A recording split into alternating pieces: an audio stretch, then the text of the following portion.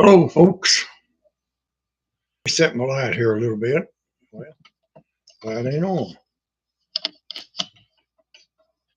for some reason. Well, I guess that's working.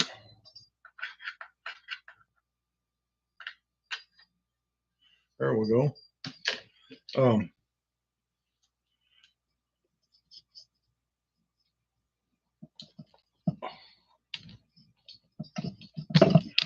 get my light set here and we'll be ready to go. I'm probably okay without the light.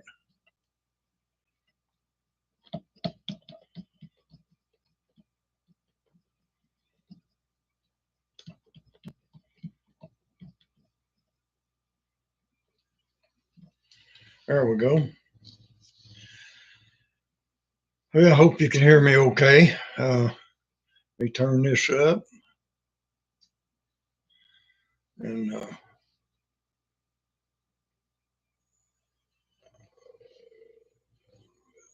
we ended up day before yesterday talking about music.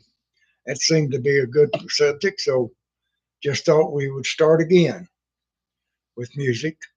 Uh, I was talking to Rose from Australia, and she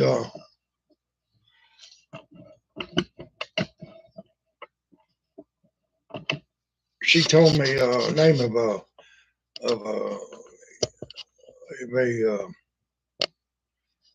musician, and I'd never heard of him from the United States, called Chris Isaac.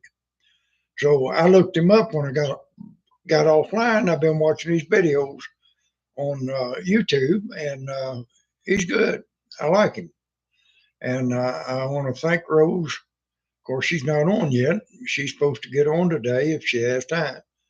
And of course, it's early morning over there, I think. But anyhow, uh, I like to talk about music because there's always into music one way or the other, even through the military. Done a lot of singing in NCO clubs and was in little country bands all my life.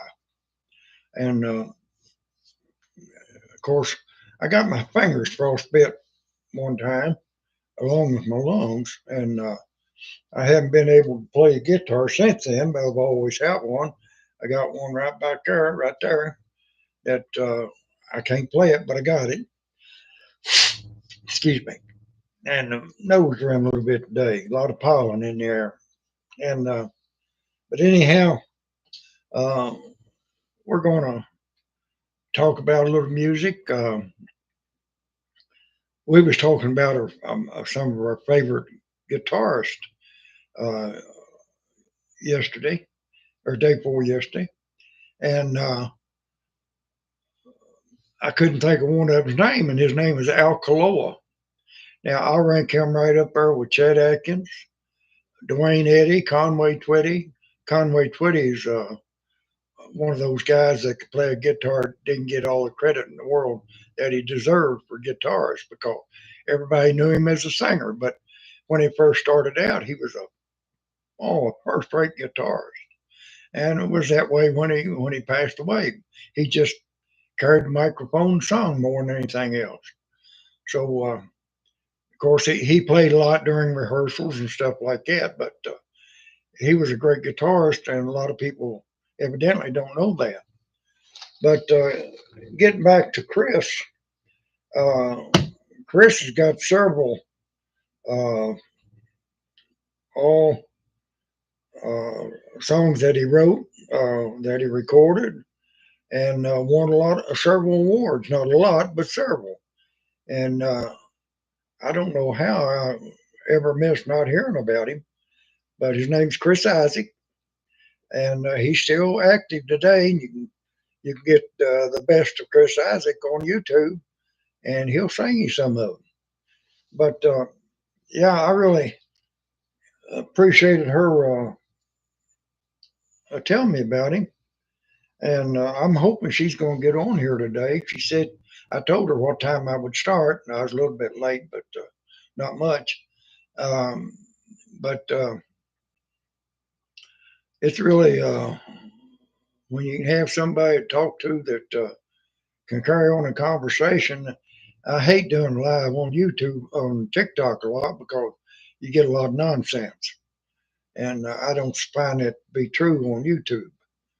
I'm sure I'll find some, but not a lot like is on TikTok. Um, but anyhow, uh, Chris is still active today, and uh, I don't know where he's uh, touring or not, but I know he does do some active work, and he's made a movie or two, and nice looking man. Sorry I missed out on him all these years. He was born back in the 50s and about the same age as my uh, late wife. And so, in fact, she might be a little bit older. I think she's about a year or two older than he was. But yeah, he's a good man and a good looking gentleman for his age. And of course, I don't know how old the video was that I watched, but I think his band is called the Silvertones. I don't know how they come up with that name. I'm going to research that because I'm kind of thinking that there was a guitar by the name of Silvertone back years ago. It was made by Gibson, I think, and it was made for Sears Roebuck sold it in their catalog, and there's a lot of young back in the 50s and 60s musicians that used the Silvertone. I had one myself, and a great guitar, electric guitar, and it was black onyx and to look like black onyx with silver or gold glitter in it, whichever you wanted. And it was trimmed in white ivory and might probably fake ivory, but it was to look like ivory. And it was a great guitar. Probably the I would put it right in line with all the Gibsons you could buy in the United States from Gibson. And it won't rate with a Les Paul, but or a Dwayne Eddy guitar, but right up there with them. They're a little better in some ways than it was, but yeah, I liked uh, the silver tone awful well, and it fretted as good as any Les Paul I ever picked up, and I played a few Les Pauls, and a friend of mine right here in town's got one, and we get back years ago we get together and join, and uh,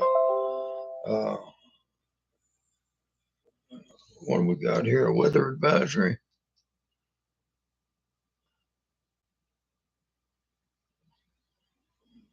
Yep, that's what it is. But I ain't gonna open it. I already read it. Another one. Um, but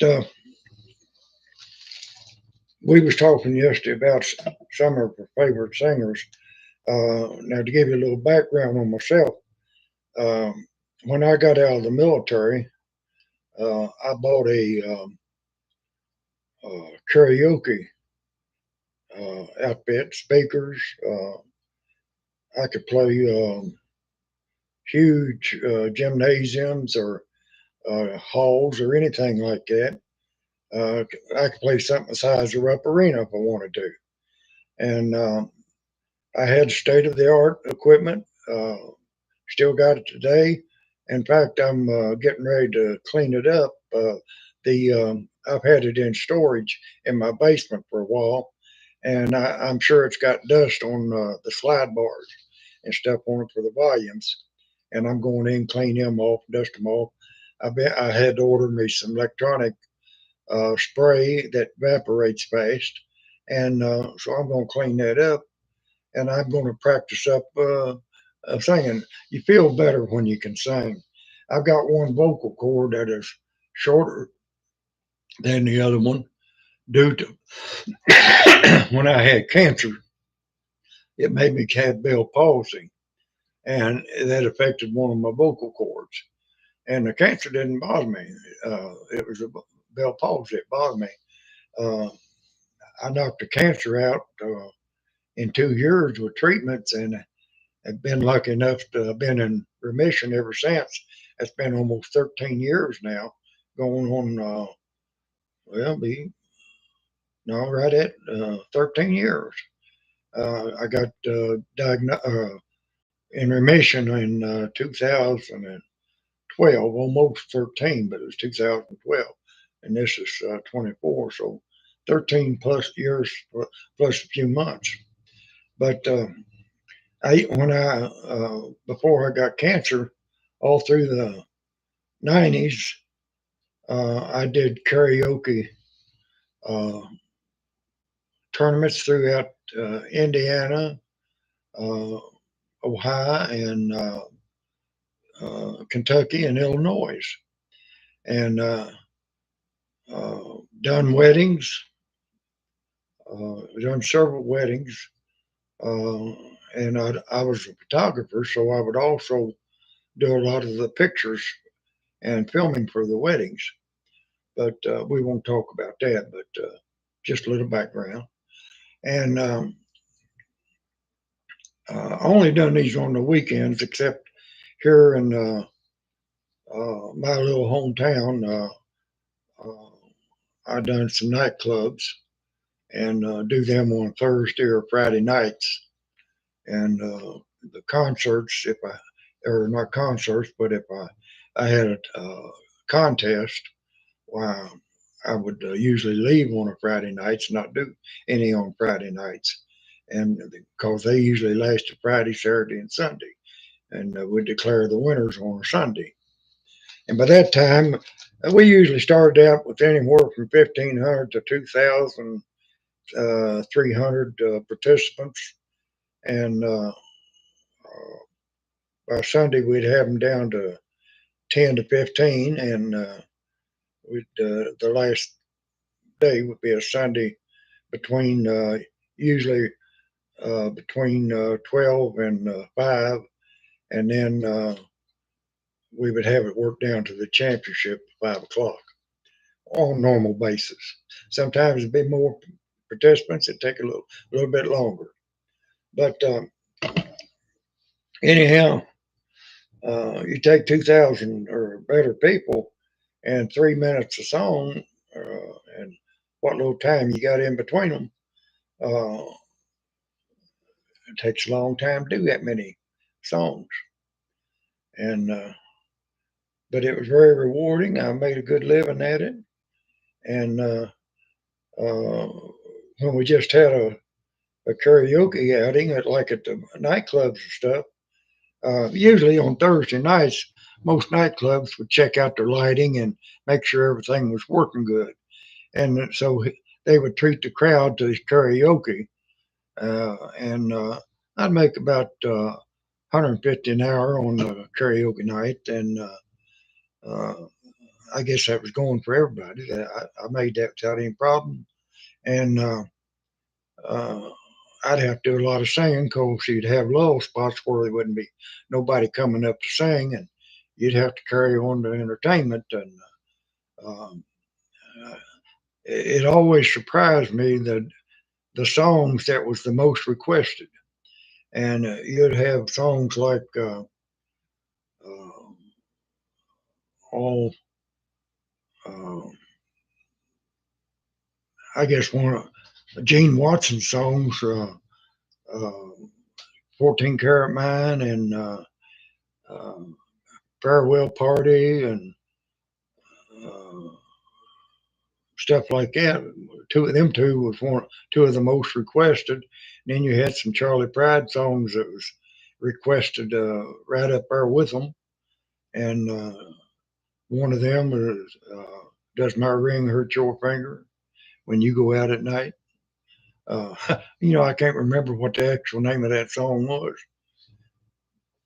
but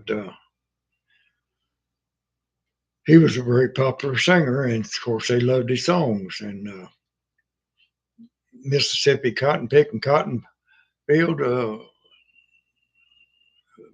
oh, everybody loved that song. And um,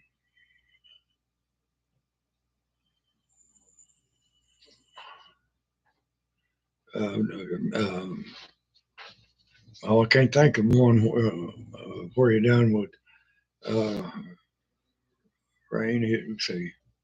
I can't think of the one that does where rain dripping on the back of your neck. Uh, Did you call and tell him happy birthday? huh? Did you tell him happy birthday? Yeah.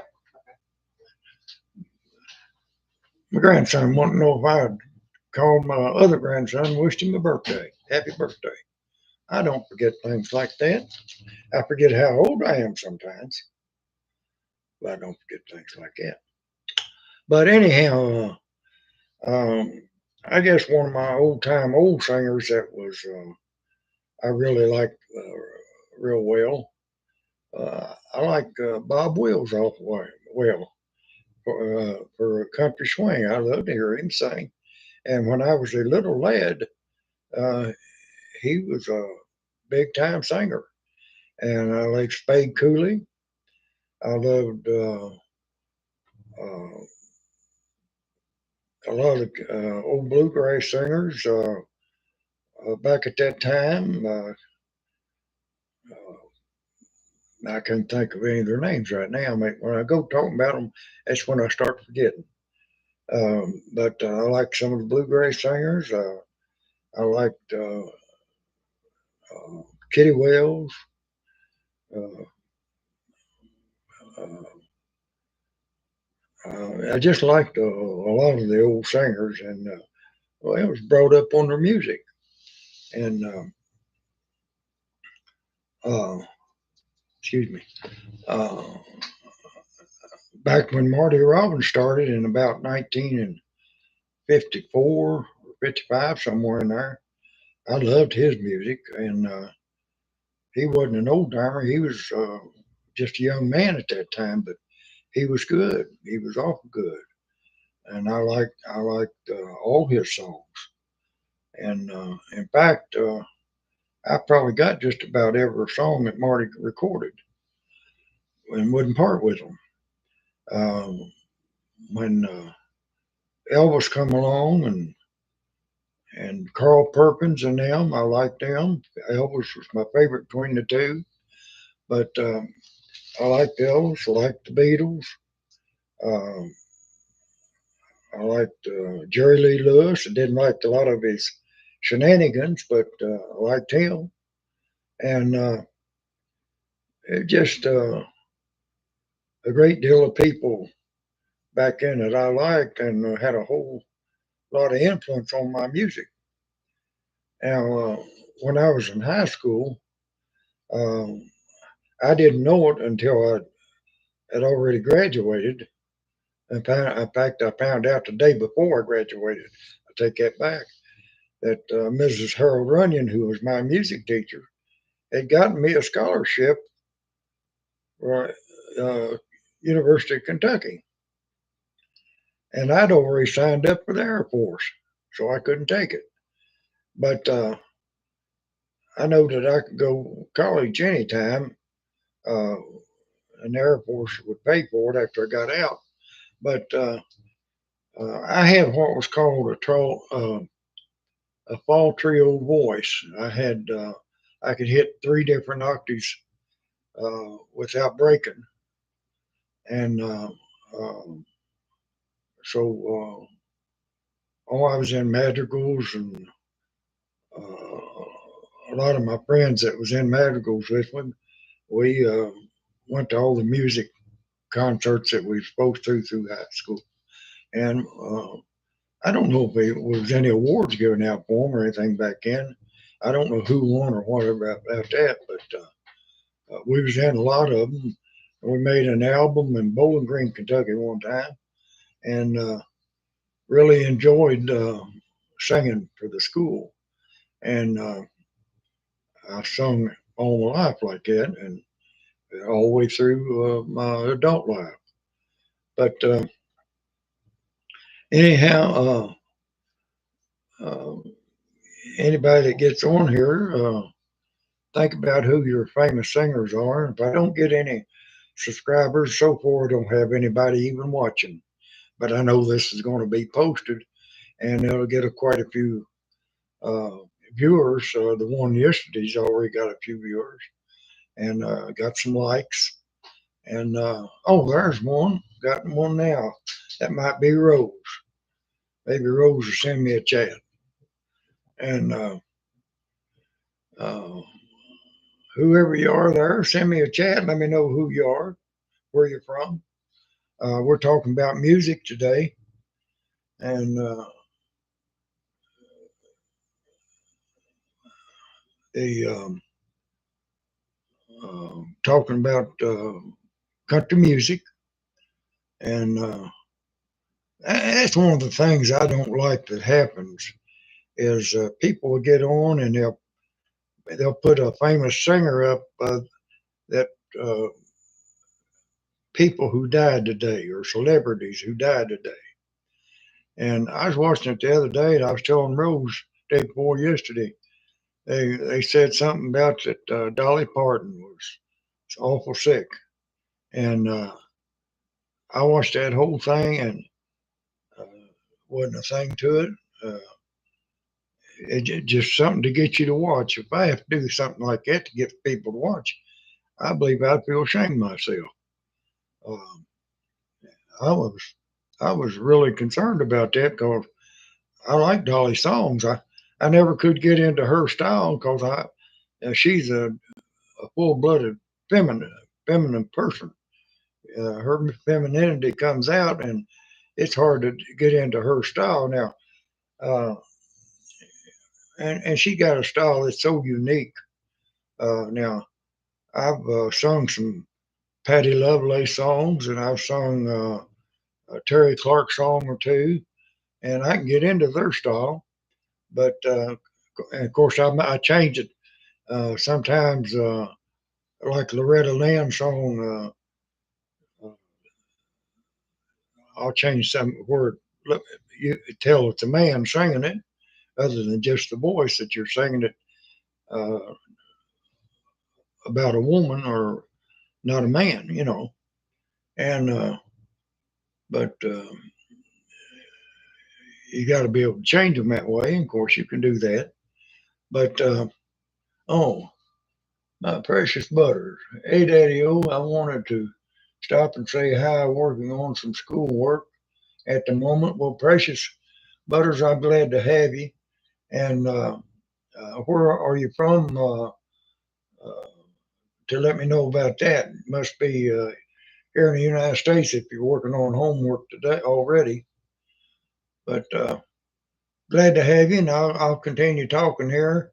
And if you got any friends that like country music, or any kind of music for that matter, I don't know a whole lot about it or other kind of music, but call them and let them know we're on the air, and maybe we can include them in the conversation. But appreciate it, and glad to have you, Precious. And give me a like if you like it, and sign up to the give me a sign up to the prescription if you can.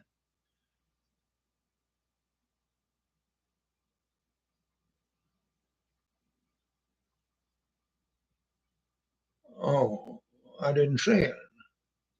Uh,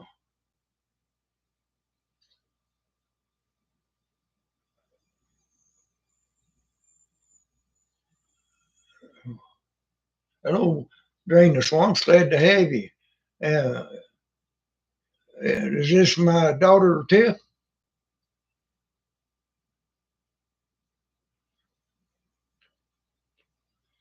Uh, I can't see that thumbnail. I can't tell anything about it. It's so small. I can't tell. Okay, my precious butter.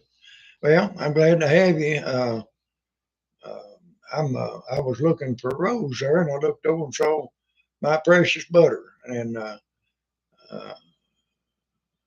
I love precious butters to death. Oh, it's a picture of one of the dogs. Well, I didn't think it looked like you, but I couldn't see it good enough to tell what it was, honey. Um, how's the rabbits are doing?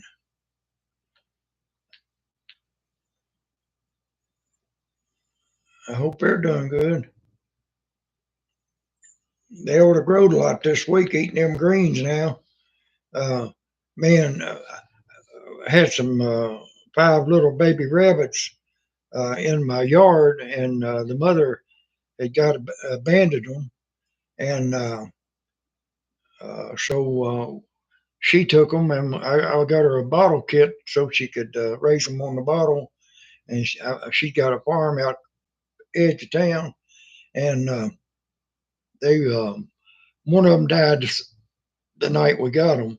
But I told her she'd probably have one or two of them die, but four of them is going good and growing like a weed. We lost one Monday. Oh, I did hate to hear that. Uh, Monday morning, but the other three are doing well. They've lost another one since I've seen them, and you got to watch about letting them eat too much right off the bat, honey. Um, they can founder themselves when they first start eating greens. Um, Drain the swamps. I've been keeping an eye on you, and it's pretty good, pretty cool to see a wise guy like you on YouTube. I'm 52, male from Michigan, Jeff. I'm glad to have you here, Jeff. Uh, I don't know whereabouts in Michigan you live, but if you got swamps, you probably live up in the Upper Peninsula. I lived in the UP for about 4 years and loved it up there. And I went to a few honky tonks around Michigan and Marquette, I mean, and Ishpeming, and done a little gold mining at Ishpeming there at the Ropes Gold Mine. But if y'all can give me a like, and Flowerville, okay, I know about where that's at. I don't know exactly, but I've seen it on the map or been through it. But uh, I'll look it up so I know. I usually put a little mark on everyone that talks to me, and give me a subscribe and a like if you like this, and everybody that's on there. And Jeff, appreciate having you. And uh,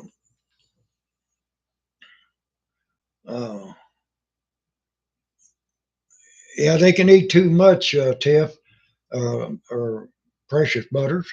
Uh, like you said, they'll eat like little horses and they can pounder themselves. So be careful how much you feed them right now. But uh,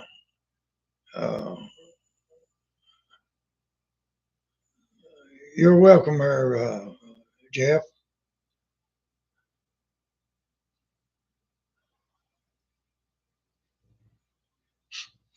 But uh, Jeff, I'll get back to what we was talking about.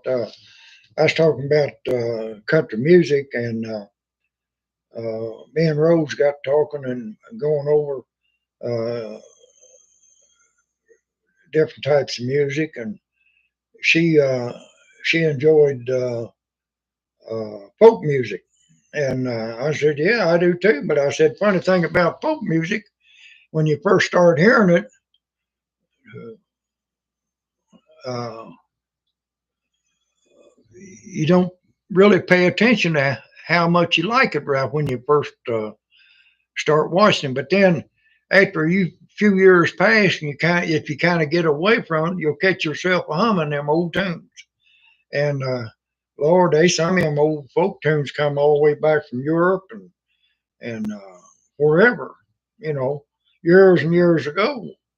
And it's where we get all of our music from today. I mean, the folk music and the religious music shaped what music we got today. And I don't think there was any other thing to call it back in them days except folk music because just the country folks were the ones started it. They had their uh, little mandolins and ukuleles and stuff. I don't know what, maybe just a couple of strings on a pole on a washing tub and however how it works. But yeah, them folk songs is what made music start out with, and everything. what was his name? Odell, that wrote songs all through the European history there, the time of Robin Hood and stuff like that. And uh, yeah, folk music is high on my list. I just didn't realize it in my first younger years, but then as I got older, I'll catch myself uh, humming the old folk songs right along the way. Uh,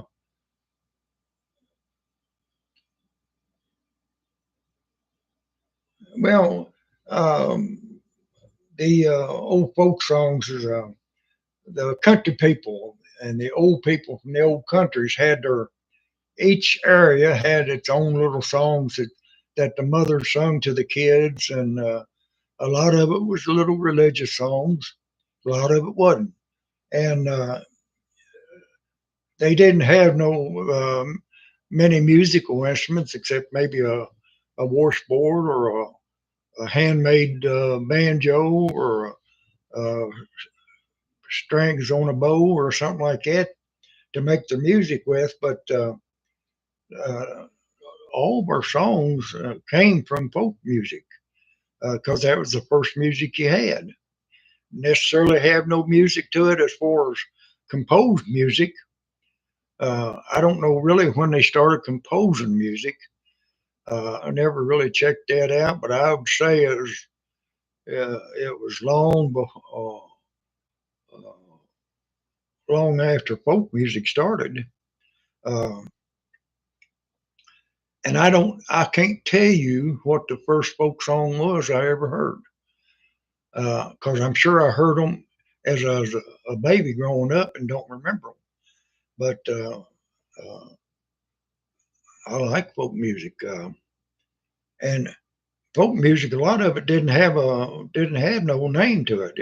It was a song, but uh, everybody called it something different because uh, it's just like the Wildwood Flower. Now it's originated, way after the Carter family started doing it. They brought it to light, but there was a remnants of Wildwood Flower back before they brought it to light, and people sung it as folk music. Only it wasn't called a song then; it just folk music, or it wasn't named as a song. And I don't know if the Carter family wrote or who did, but uh,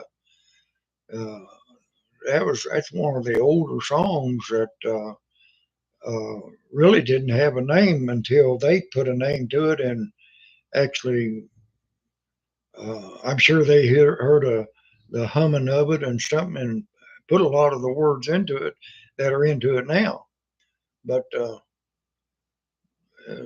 folk music was around for many generations before they even had musical instruments. Just maybe beating on a drum, like I say, or a bowstring or whatever.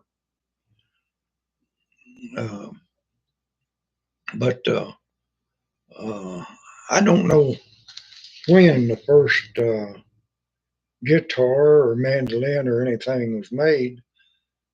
Fiddle had a big part to do with music, and I don't know when the first one of those were made. But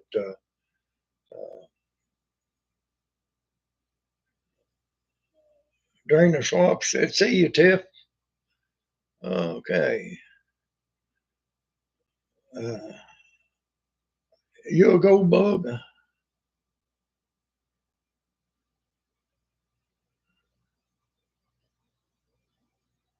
Well, I've done some prospecting. Where all beaches do you prospect at? Lake Superior or Michigan or where? You don't have to be Pacific because I know you don't want to give anything away.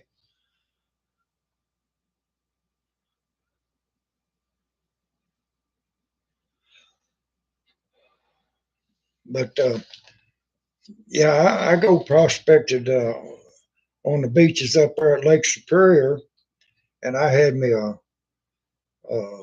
high banker that I made myself, and um,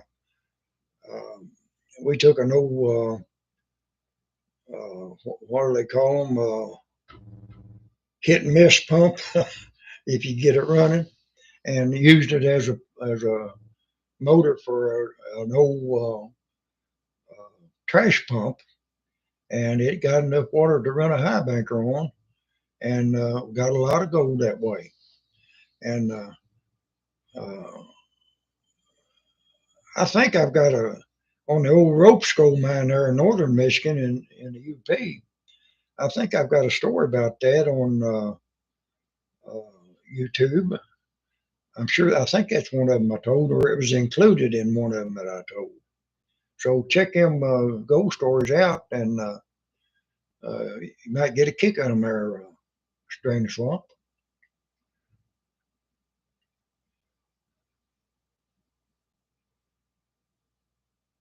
Well, that'd be a good place because up there around Marquette, as you walk around the cliffs there on the southern side of the shore, now uh, sometimes you have to walk ways to get enough beach to actually work, and you always want to know what the weather is up there because uh, a little eastern or northeast wind come in there, and it'll get that lake rough real quick, and it'll trap you against them cliffs. So you want to make sure you're where you can get out of and back up to the road that runs beside it there real quick.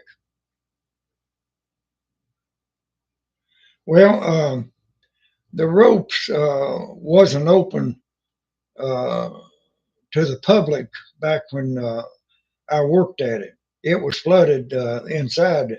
It couldn't keep the water out of it, but it run out and made a little gully that run down to the left from it, and next to I believe it was I don't know, I can't remember what that lake was called, Deer Lake or something like that. But anyhow, there's a little lake right below. It's got some of the greatest uh, uh, oh, perch, those yellow and green striped perch. Oh, they're delicious, and we made us about a 30-foot long tom and put in the bottom of that little creek, and we would take a rake and hose and go up there, and we'd rough up the bottom of that little creek, and it was made by water that come out of the rope's mine all the time. And we got some 3-inch uh, tubing, plastic tubing they had made back in, and we would cipher. We had 4 of them going all the time, and we would cipher out of the rope skull mine and open the water up and let it go down the lake, and we get in there with our hose and stuff, and we push and our brooms and push that material that we loosened up all the way down past our sluice box. Now, them sluice boxes were three to 400 yards below where we'd start sweeping, and we'd do that once a day, and done it a many day, and we would average usually about oh, a half ounce, a quarter to a half ounce, just about every day, and uh, many a days the water level would raise in the Ropes gold mine there and overflow when it hadn't even rained. Because what happened, the underwater groundwater, underground groundwater, would get a surge from rain, but it would take uh, maybe 3 or 4 weeks for it to raise the groundwater to where it would spill out of the ropes. And when it did, it came out with a vengeance. And it wasn't very often. I think it about in a 4-year period, it happened about 3 times. And of course, that put more gold right in the creek.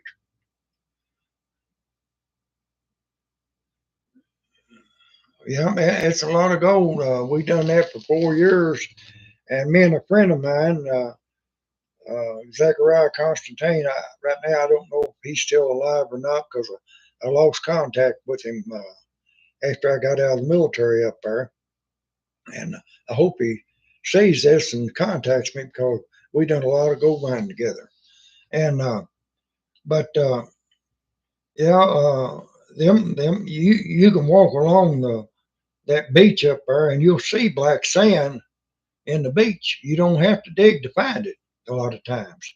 Of course, if you find a place where the water is coming in a little bit closer to the uh, cliff than it is the others, that means there's a low spot there. And if you don't see any black sand in it, you get your shovel and start digging down, and you'll come to a layer of black sand pretty quick. Because what happens where that low spot is, the water rushes in faster, and it rushes out faster by for that reason, and it pulls the white sand back over the black sand, so you can't see it. Now, where it comes up slow and don't go back so fast, it'll leave the black sand visible, and you can find it that way. So maybe it'll help you out a little bit, and you go up there because and the Carp River up there, Jeff, is loaded with gold.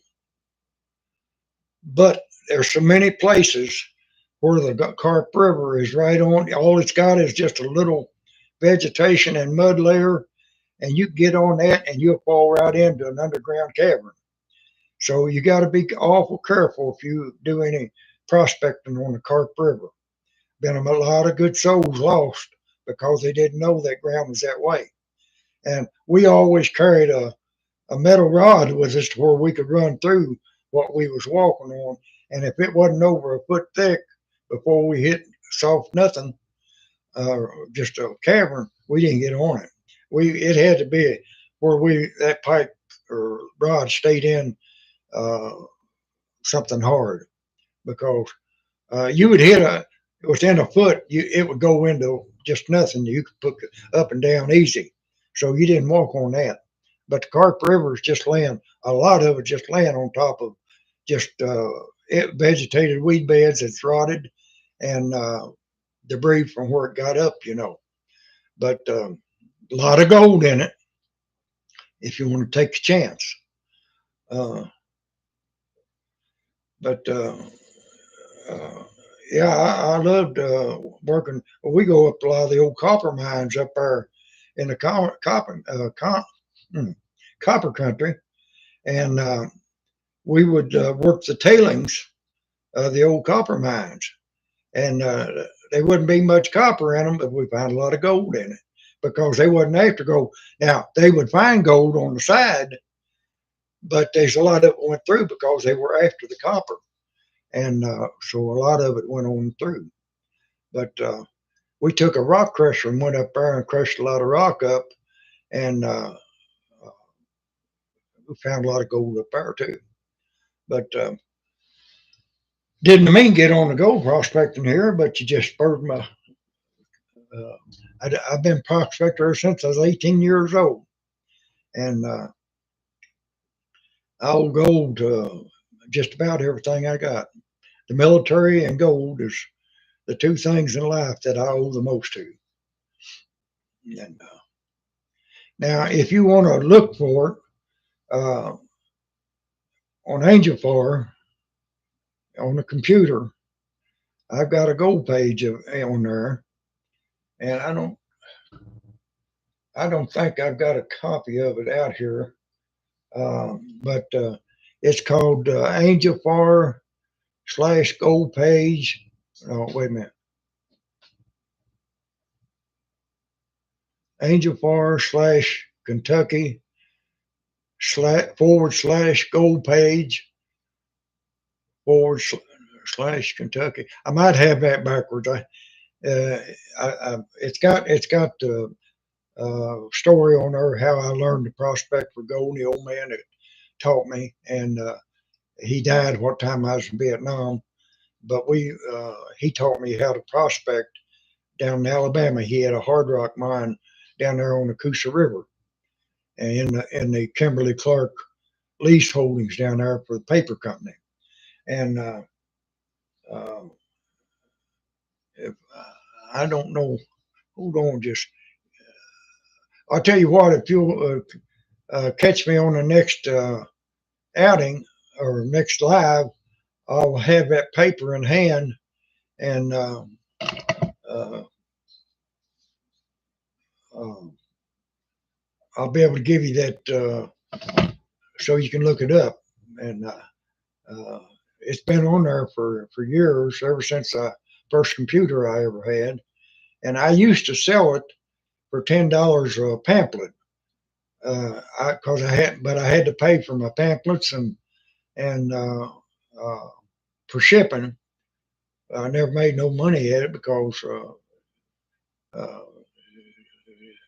might have got 2 or 3 cents an hour at the most. But uh, it tells how to separate your sand from amalgamation of mercury and so forth, different things like that.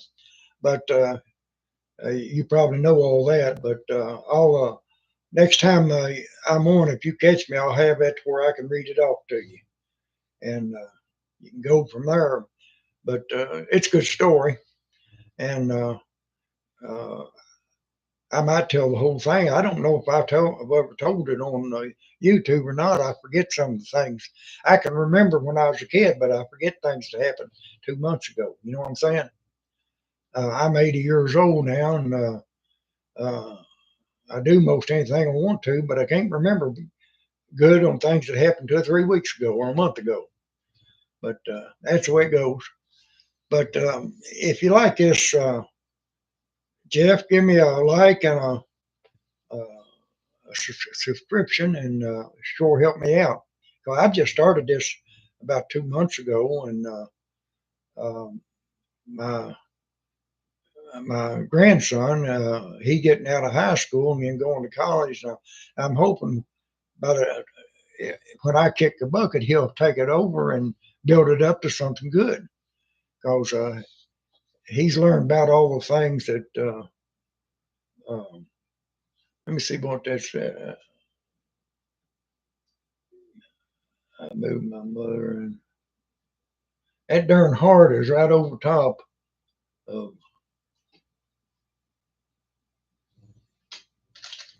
that thing, and I can't move it up any. But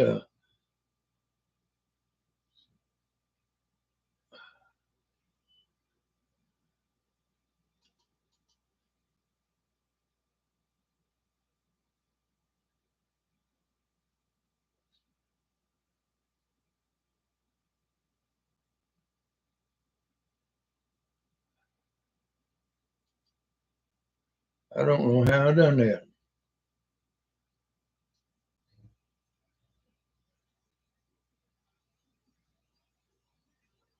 Uh,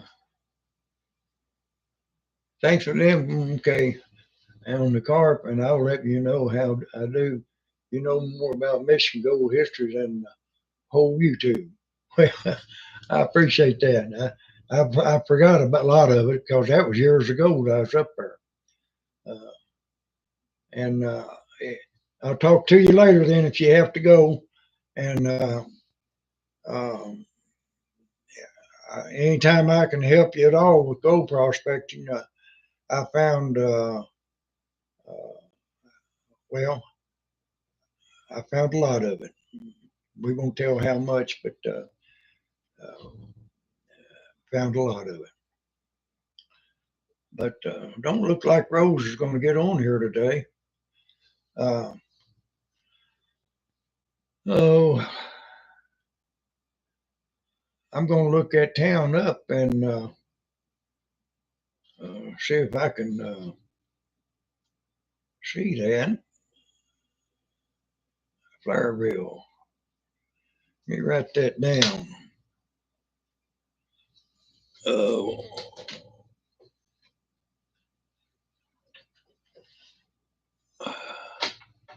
can't never get a pencil when you need it.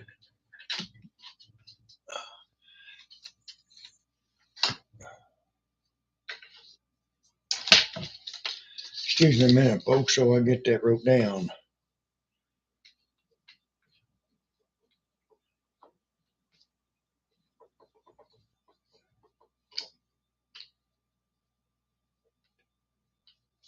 Okay, we got her. Now I'll look that up and I'll know approximately where he lives at. I think I've been through it, but I'm not sure. But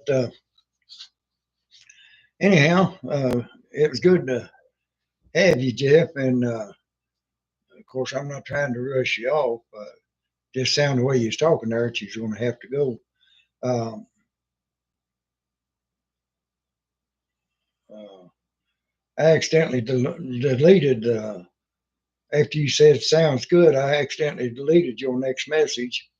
And I don't know how I done that. Like I say, I've only been on this 2 months and I do things I don't know why I do, how I do it. But there's a heart right over. You said you moved your mother or something, and I could trying to move that heart, and I deleted you. What you said on that.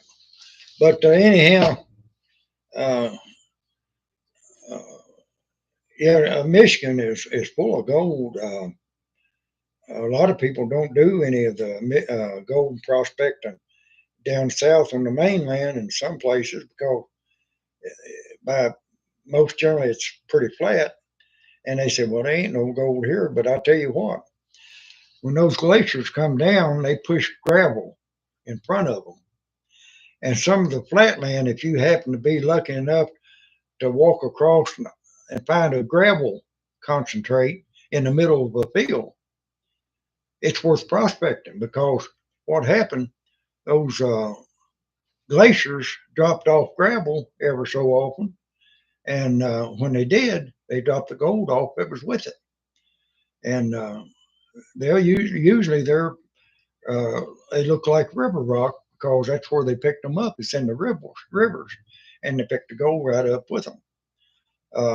And if you find any caliche in the rivers that along the riverbanks, that's good because if it's caliche, it was around at the time of the glaciers because that's rock and gravel that was pressed together by high pressure, and it was done. All that pressure was brought by the glaciers, and it's just like concrete. And in fact, it's one of in my book, it's as heavy as most concrete you'll find, and it's not as heavy as granite, but it's one of the harder substances out there for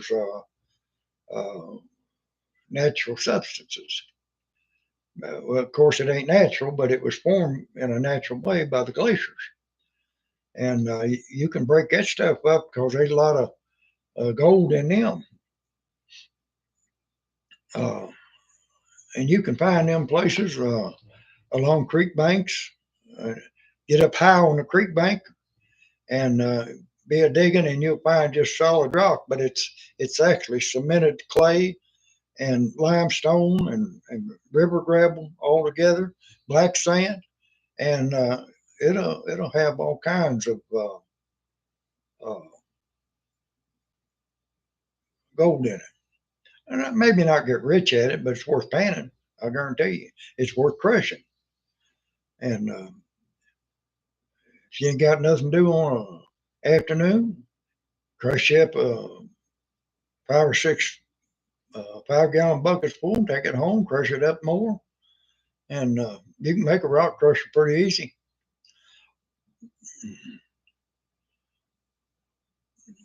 You want to know how to make a rock crusher, huh? Well, take you about a 5 to 8 inch pipe or 10 inch. It don't make no difference. And find the next size pipe that'll go inside of that one. And take and put your 2 holes in the top of that one that's going inside the other one. And you want the small one to be about 4 foot long, maybe 5, and have it to where you can raise it up if you have to. But anyhow, have it stationary when you're not raising it up, and have your inside pipe weld you a plate on the bottom of it that fit inside of it. Uh, or you can get a pipe cap if you got threads on it, thread it on, then take a sander and grind it off flush where it'll be flat, and put that inside that pipe, and put you a long pole on the end of a chain, and a place where you can put that long pole in there, and use it as put a place where you can rest it in there, and just like a pump handle, you can raise it up, drop it, raise it up, drop it, and every time you drop it, it's going to crush whatever rock you put in there.